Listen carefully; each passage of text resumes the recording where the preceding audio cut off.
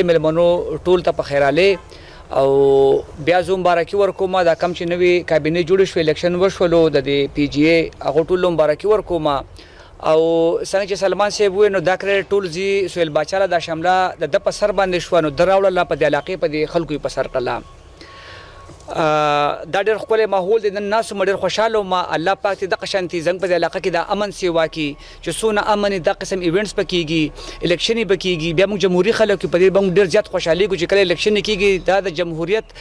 مین فاونډیشن چې دی نه هغه الیکشن دی دا ټول کریډټ ځي سهیل باچا له باچاجي بیا خبره وکړله ډېر تفصیل نه ځو لږې لږې خبرې به کوو ما ته یو کس وی چې د دې هندوانو ډېر شی بګوانان دي نو میسونه به وي په زرګاهاو دي نو ما ورته مې ټیک ده که نه خو مونږ روحاني مونږ په حیثیت مسلمان مونږ روحاني عبادت کوو نو مونږ عبادت کوو نو عبادت چې بیا تاسو ډیفینیشن وکړئ نو عبادت ډېر وسیع دی عبادت رنګارنګ دی اوس عبادت تو په هره طریقه باندې کولی شي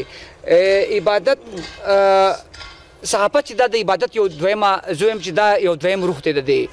خو بیا زموږ په کلي کې یو سړی و د هغه د سترګې اپریشن کړی و جو د استاد صاحب یې لاس اوچت کړي د باران دپاره دوا وکوي یا چې د باران دپاره دوا وکړل وي زما د سترګې پکې هم یاد کړه نو زما د سترګې پکې هم یاد کړه نو چونکې د محفل تقاضا د موقع ده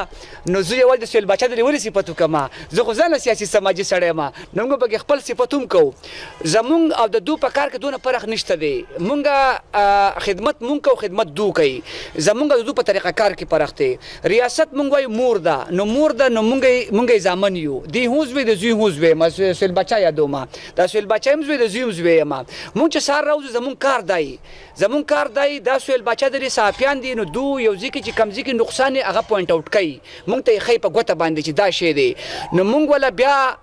لیجسلیشن ټایپ ترتیب برابرو چې یاره د دې به مونږ حل په څه طریقه راوباسو او دا به مونږ په تکمیل ته په احسن طریقه باندې څنګه رسوو نو چې دې په دې خپل